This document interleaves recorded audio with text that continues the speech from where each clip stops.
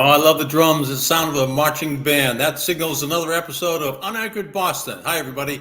With Bob Lobel, I'm Mike Lynch, and we are coming to you. We are taping on Valentine's Day, and neither one of us is wearing red. What a shame that is. But that does not mean we not have sentimental hearts and big, wide hearts. And remind you that our show, as always, is brought to you by Cold Springs RV, your destination for all things camping. And where? We're in New Hampshire, of course, and by the big wheel himself, the great George Gray at George Gray's Lexington Toyota. Happy Valentine's Day, Robert. Thank you. It doesn't mean we don't have red on. It's just not visible. I know it. I looked in the closet and I pulled out a purple top and. Well, who knows what you're wearing for? Yeah. I could have red socks on. Is that what you're saying? You're readies. Yeah, you could have red socks on. That's probably. And today, you don't, since you don't wear socks. And today, speaking of Red Sox, the Red Sox have opened up their 2024 spring training camp, pitchers and catches, on February 14th. It'd probably be the last time we talk about the Red Sox camp, unless something dramatic happens in a while, because we got so much else to cover. The Super Bowl was just played this week. Again, another terrific finish to the Super Bowl. Kansas City wins again. We got all things to talk about: dynasties, commercials, Mahomes, the decision to take the ball, receive the opening kickoff. But what do we start with, Bob? Here, any disagreement that there's a dynasty in the making or a dynasty? You know what? I think you're absolutely right. But I think this dynasty thing is overdone. I think there's a rush to get to a so-called dynasty. It's like some fictitious place that you want to be that gives you extra standing in the world of what's a dynasty? What is it? Why do we Ming Dynasty, Genghis Khan, the Roman Empire? Those are dynasties. No, the Ming Dynasty was a Chinese restaurant we all used to go to after the 11 o'clock news. True. That's true. At Channel 5, there was a Ming Dynasty. Celtics had a dynasty. So when you say Ming Dynasty, anybody from Channel 5, you're thinking about Last Call at 1:15. That's what we're thinking. Yeah, I got it. I don't understand. So, but the dynasty, what is it? 3, 5, 6, right, 11, 20? In the 60s, Green Bay Packers, right? Well, yeah, but I know what is a dynasty? A dynasty is there's this it's overdone, is what I'm saying. There's a rush to judgment, rush to being a dynasty. It's like it was some admirable goal to be called a dynasty. Maybe it is. Maybe it is an admirable goal. I just don't quite get it because it's not defined. If you had 20 wins in a row, that's a dynasty.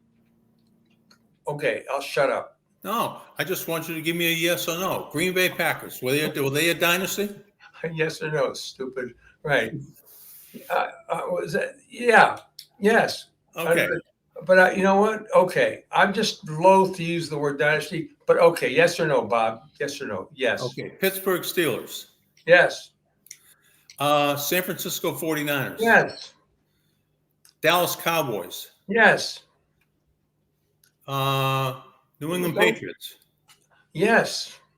Okay. There are different kinds of dynasties, right? Kansas City Chiefs. Yes.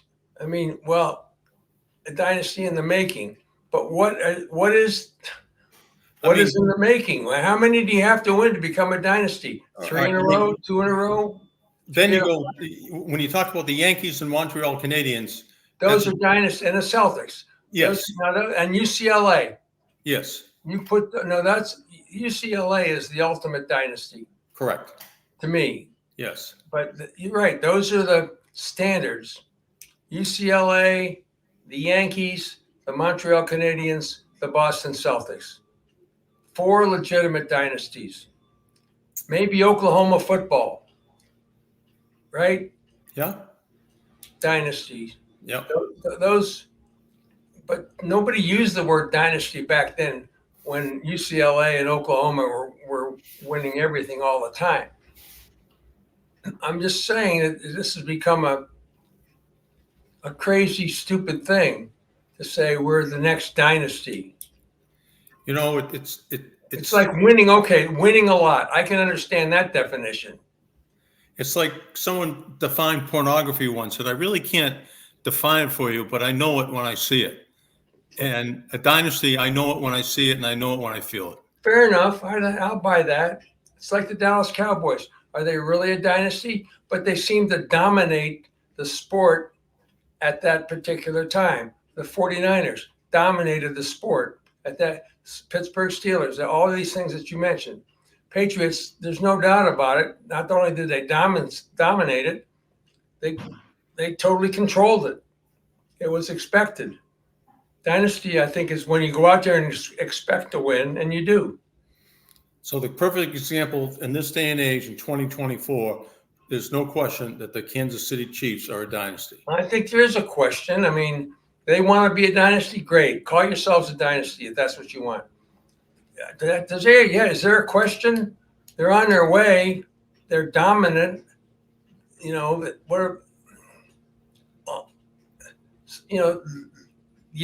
I guess they won more than the Dallas Cowboys. Yeah. So and they're in it every year. Well, at least they have been for the last 4 or 5 years. 5 years. Well, the AFC Championship game at the worst. Speaking of dynasties, Tom Brady has retired, but he still is part of a dynasty because I think the two best spots on Sunday's Super Bowl commercial load involve Tom Brady. First, let's take a look at the MGM bet with Tom Brady and Vince Vaughn.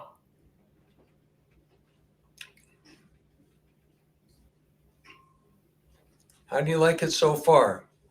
One of my favorites. Unforgettable moment. It was good. It was very good. But it was also the Dunkin' Donuts spot, the Dunkin' Donuts spot. Brady. I don't think you should do this. Last year she came to my work. Now I gotta show her what I can do. He's here. Fleck on the track. What up, Bronx? For your consideration, here comes the Boston Massacre. The Dunk Kings. Touchdown Tommy on them keys. Player coach. Got it. I'm open. And needs no introduction, my partner. Sometimes it's really hard to be your friend. You said you were gonna support me? Dunk away my heart. Why you dunking me, girl? Why you dunking? Dunk Kings. My heart. How do you like them donuts? I'm so sorry. You had to see it, but I forgive you. Lay us on the track. Are we gonna be on the album? We talked about this. Let's go. You're blinded by them pinstripes. Wrap it up. There goes Babe Ruth. Tom, you can stay. You remember when I told you I'd do anything for you? This is anything. Chill. They're naming a drink after us. Matt Damon was brilliant in that ad. Spectacular. So was Affleck, and Tom was great too. Yeah. Why do you think she wanted him to stay? Audition? Second callback? I don't know. I didn't expect that question. You got to be ready for anything in this show, Bob. But the fact that he brought up the Boston Massacre was, what was he really referring to? Probably all the championships that we won. Unless. Well, Netflix, this is really interesting, Mike, because, Friday, Netflix is dropping the dynasty thing about the Patriots. The question is, they're also doing 2 Red Sox documentaries. I find this really strange. Well, the one is not so strange. It's 2004. It's the fever pitch year. It's the Red Sox first World Series year. That's made to order. There's all kinds of great stuff in that particular Netflix documentary. But this year's documentary on this year's Red Sox, the 2024 Red Sox, why would they be doing a documentary on this team. What is the possible connection? Is it like, can you put it next to Murder in Boston? Is it going to be next to This Is a Robbery or the Boston Massacre? Or what else could it possibly be? I thought they were doing it for the money, but they're not getting a cent. They're not being reimbursed one penny, or compensated, I should say, which is, I find that hard to believe. I mean, so for absolutely nothing, this group is going to be probably very invasive in the locker room every single day. They're going to take some road trips, not all of them, but they'll be at every single home game. They'll be in the locker room. They'll be in the manager's office when people are in there. Of course, if he really wants to do something private, he'll just tell them to shut the camera off. But yeah, I think it'll be an interesting look. And usually you do this with lousy teams because you're not distracting them from, chasing a pennant. Well, they picked the right one. Yeah, so I think this is why they picked the Red Sox. I don't, but I think the Red Sox might have lobbied for this. I mean, they could have picked any team. They could have picked the Oakland Athletics or the Detroit Tigers or the White Sox or anybody that's, Lousy. Yeah. I think the Red Sox, I think the Fenway Sports Group, people that hired Theo Epstein, not the Red Sox hired him, Fenway Sports Group hired him. I think the Fenway Sports Group feels that any publicity is good publicity, no matter if it's good or bad. And that despite the quality of the team, this has nothing to do with that, the quality of the team. It has everything to do with showing the venue, showing the love that Red Sox fans have, showing the disdain that Red Sox fans have for bad teams, but the fact that they keep coming back to Fenway Park, and it's a sales pitch by the Fenway Sports Group to the rest of the country, to the world, saying we have a great venue here, great ballpark with great fans, whether we're good or bad, they're still great fans, and we want to share it with you. The number was staggering. Alexa, how many subscribers are there to Netflix? Netflix has 25,100,000 YouTube subscribers. 25,100,000 subscribers. Take that per month. 25 million subscribers. So, which is incredible. So whether you watch the documentary or not, you're part of that big pile of cash that Netflix has and has coming in every week. That's The documentary is not going to be. The documentary is not going to be. That's an amazing. Alexa knows more than Siri. Credit for. The documentary is not part of. It's not about the baseball team. It's about Fenway Park. Yeah. It'll be about the venue. But what else can I say? Why else would they do it? 25,100,000 per month times $6.99 or whatever package you subscribe to.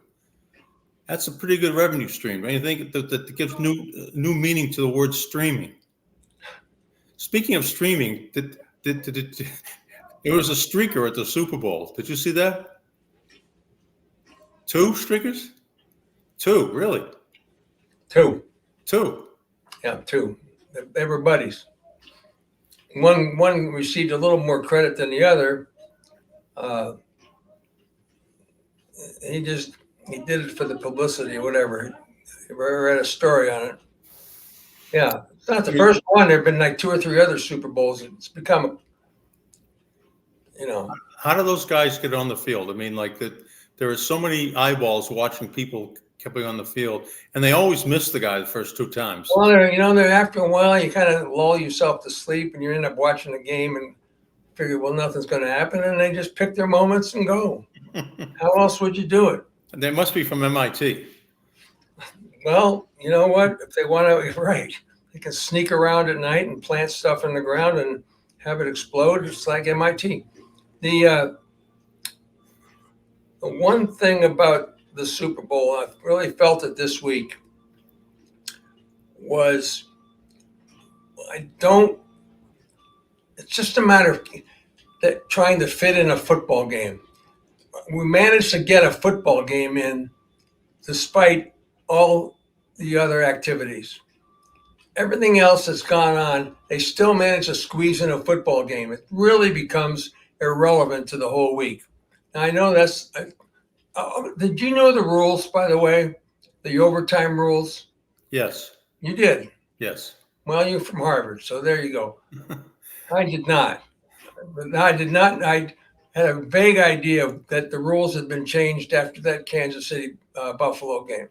Yes. But the way it was going down and the way it was explained, I just really think it was unclear to a lot of people, including some of the players, apparently. Some of the 49ers. Now, the 49ers had a Harvard guy, Kyle Juszczyk. I'm sure he knew.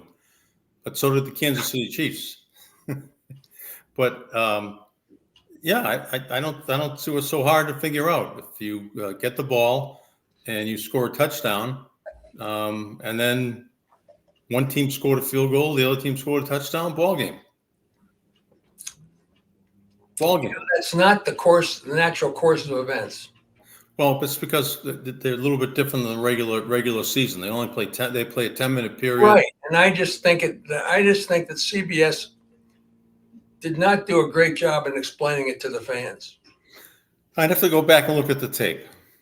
You sound like Belichick, for Christ's sake. All right. Speaking of which, and we're going to look at some more commercials in a minute because I know we got a couple of them queued up. Will Bill Belichick ever coach again in the National Football League? I 50-50. I don't know. Guess it depends on his He'll be 72 in April. So he's not coaching this year unless somebody gets fired and they just pull him out of thin air. So he would coach next year when he's 73. Can he still coach at age 73? Well, let me ask you this. The difference between Belichick and Andy Reid is stunning. It is. The way that they handle their players, the way they're connected to their players. Belichick could take a big lesson from Andy Reid in terms of like interpersonal relationships and dealing with his own team, as opposed to being the Grinch at the top of the food chain. How would Belichick have reacted if Travis Kelce did that to him? It's a fair question. You know what? I don't know. He would have been. First of all, Travis Kelce would have never done that to Belichick. That would have never happened. You don't think so? I think that you have to have the same deference for Andy Reid as you do for Bill Belichick. Yeah, I think he would have done it to Belichick. I think he's a little bit of a loose cannon at times. Does Taylor know that? I don't know. Why can't we get her on the podcast? Well, she's on her way to Australia right now, so she's missing the parade. Kansas City parade is the Valentine's Day that we're speaking here, and the Kansas City parade is today, and she's on her way to Australia. How do I know these things? You'd think I was like a follower, but it's a random, and I had a tip. I got a tip. Can you tell me who the source was? I can't. Really? Yeah. It might have been my cat.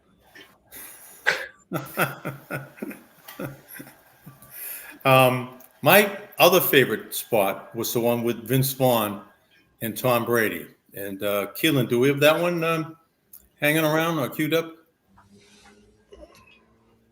One that loves sports betting. Everyone.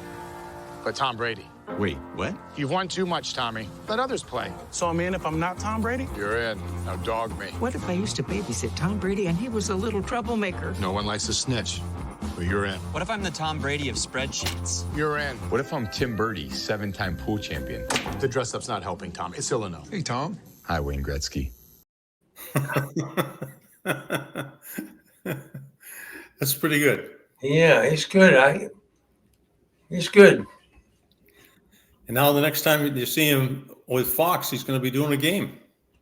Yeah, I guess he's prepared and done a lot of preparation. That wasn't my favorite commercial. Was the Arnold Schwarzenegger one, actually? Yeah. With Danny DeVito. That was, to me, money. State Farm. We got some of that one ready, I think. Yeah. Hey, Arnold, I'm hearing neighbor. It's neighbor. That's what I said. Neighbor. Neighbor. Neighbor. Hey, let's go again. Like a good neighbor. State Farm is there. That's pretty solid. Yeah, I thought it was the best of all. Pretty solid. Do you ever watch some commercials and scratch your head and say, what the heck was that all about? I have no idea. Yeah. Yeah, I guess. It's like sometimes I watch plays and I say, what was that all about? I have no idea. There's a lot of blowback against Tony Romo. I don't get it. I think he's Yeah, I do too. Good. I think he's pretty good. Very good. Very good. Very solid. Very good. Very solid and very, very good. What else in the Super Bowl? Anything else? Well, we never got to watch these things when we were working because we were at so many of the damn Super Bowls that, on Monday people would discuss which spots they liked, and now I'm sitting in an easy chair watching them all, and I'm sort of dissecting them. yeah, I always right. I agree with you. I would never trade the opportunities we had for being there in person. But when you're not, it's a whole different presentation. I mean, it's like I said, when you're there, you wonder how they manage to squeeze in a football game during a whole week. But I guess when you're at home, everything leads up to the football game. The most watched television event of all time. I didn't see any betting stuff on it. I mean, I'm sure it's been out, but I haven't seen it. Let me ask you this question, Robert. The most watched television event of all time. How much did the Taylor Swift presence and attachment to Kelsey and the Kansas City Chiefs have to do with so many eyeballs on that game? Well, I think it added quite a few. I don't think, on how many million? 2, 3 million. I don't know. It was a huge factor, I think, in that. And I gotta say that I was curious. It was this big curiosity factor. There was this jet. They tracked her jet going over the Pacific Ocean like it was Santa Claus going over the North Pole. I know. The only other jet tracker I've ever seen other than Santa Claus was Taylor Swift. So all of a sudden, she becomes not only bigger than life, bigger than the planet. It's like maybe in a year we'll have forgotten all about Taylor Swift. That's the way our brains seem to work these days. So, what do you think? Roger Goodell was talking to Taylor Swift about before the game when they had that shot of him and her talking. They were very serious. Do you think he was asking her if she would be next year's halftime show? Yeah, I don't. No, I don't. I think that's got to be decided at some particular point. I don't think he just goes out and decides who's in the halftime show. I'm not sure he would have picked Usher if it was up to him, but somebody advises him and somebody says this is available, and maybe it's a natural thing. Maybe it's Yeah, they are. Yeah, well, maybe it's a natural thing. How much do you think Kraft would like to have had a picture like that? Hey, he got on the red carpet.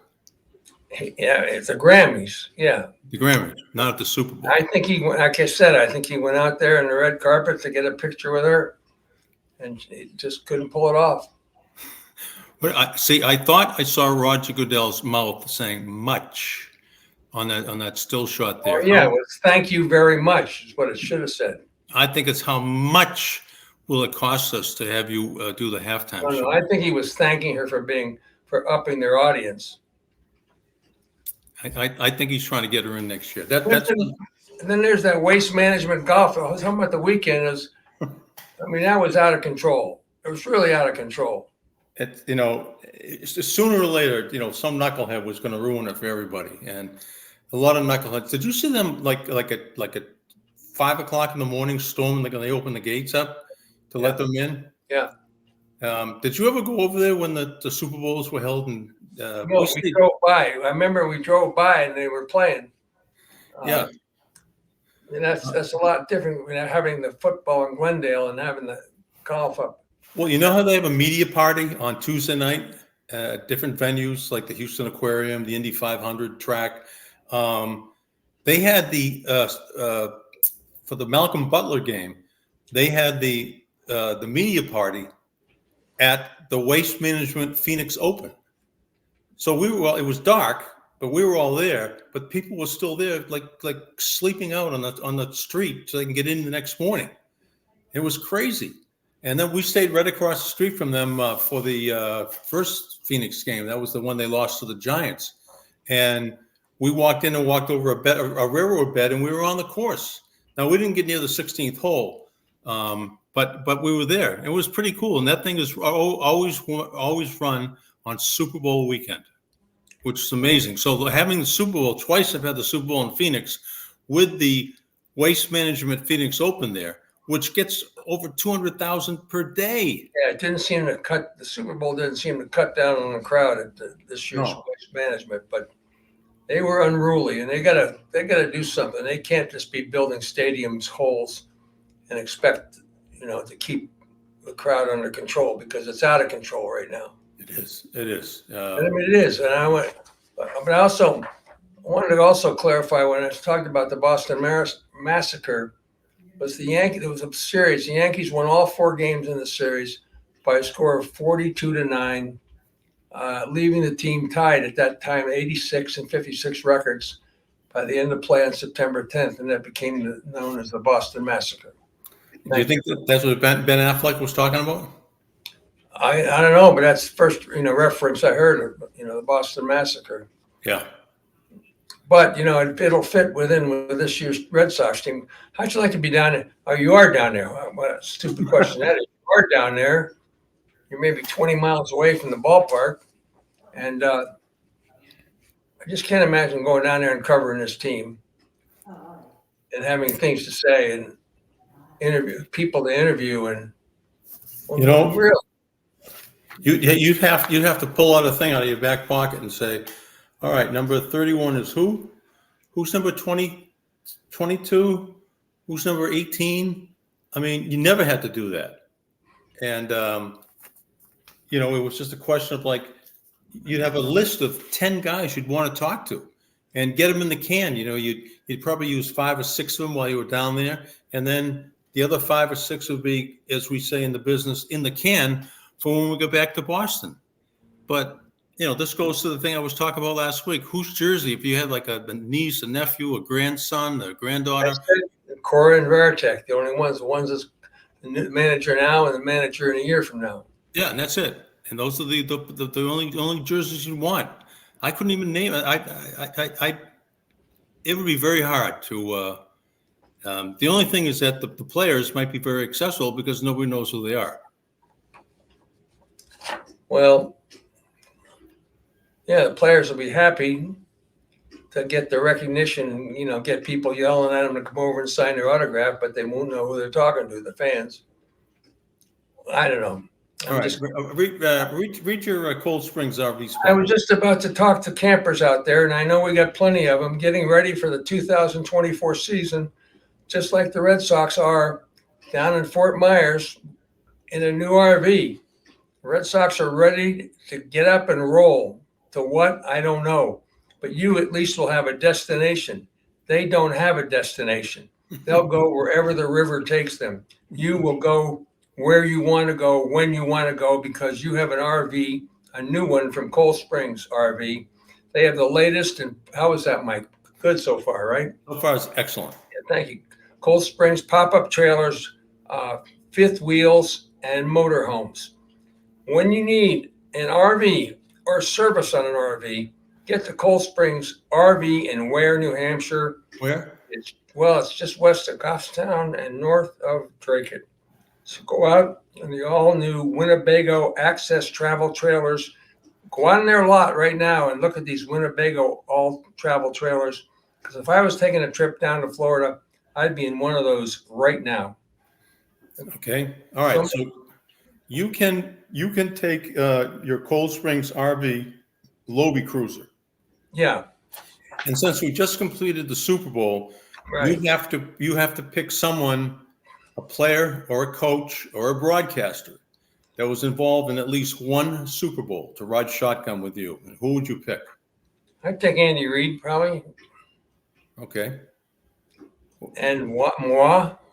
I would take Malcolm Butler. Could you find him? Come on, you got to find him before you can take him. Oh yeah, we've got all this equipment in the Lobel Cruiser. I mean, we got night scanners, night vision. We've got body images, body heat sensing. We'll find them. There's no question. All right, Malcolm, open up, Malcolm. It's about time you told us what really happened. That's what's going to happen when I'm driving the Lobel Cruiser down to spring training. You call me and let me know what he says. Okay. All right. Will John Henry give the State of the Union address to the media when he's down there? No. It'll be.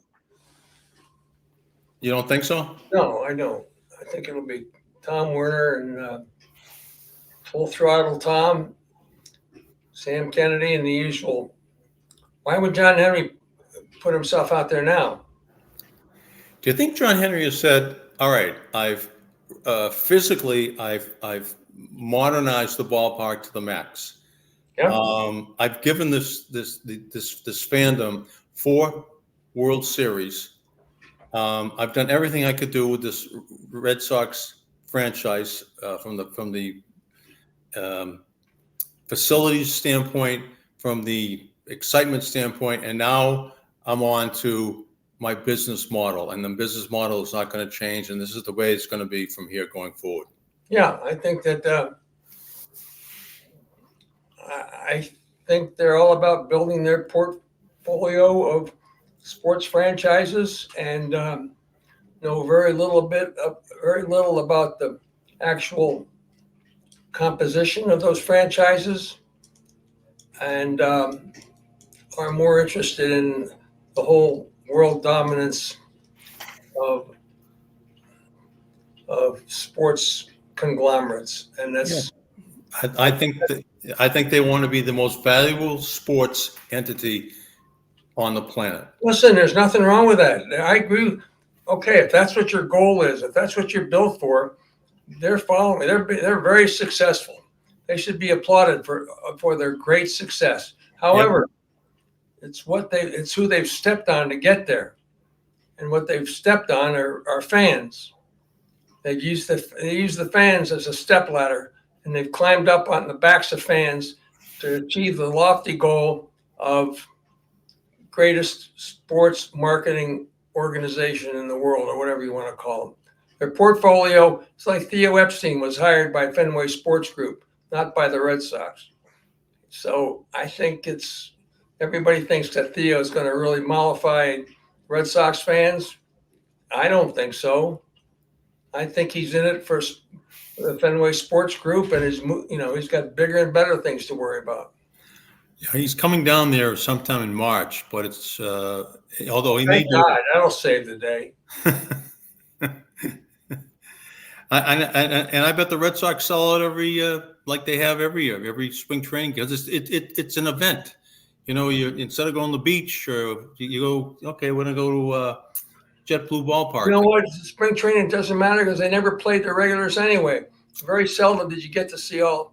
There's B squad and A squad. B squad went to Bradenton, and the A squad went to Tampa or whatever. Do the Red Sox have an A squad? Huh? No, it's a B and C squad.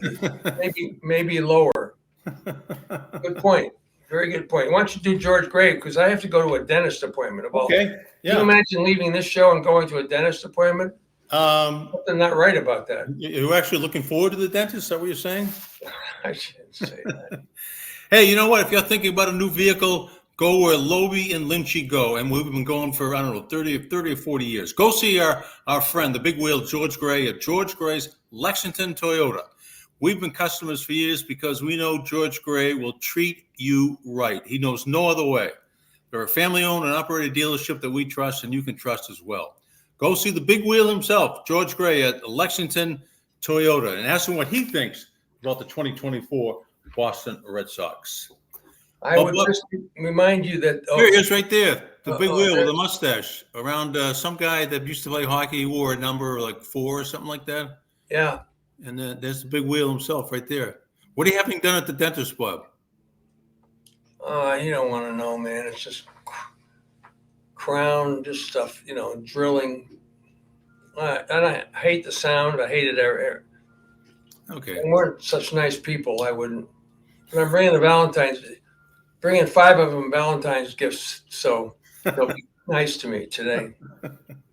All right. Don't forget the Patriots Dynasty thing drops on Friday. Yes. It's supposed to be very, very good. Yeah, it'll be more pro craft than you're going to want, but that's the way it is. Yep. All right. Well, enjoy the dentist. Happy Valentine's Day, everyone. And you too, Mike. Thank you. It's very sensitive of you. Thank you. we'll see you next time on UnAnchored Boston. Thank you for the flowers, by the way. Yes, they're on their way. The day is not over yet.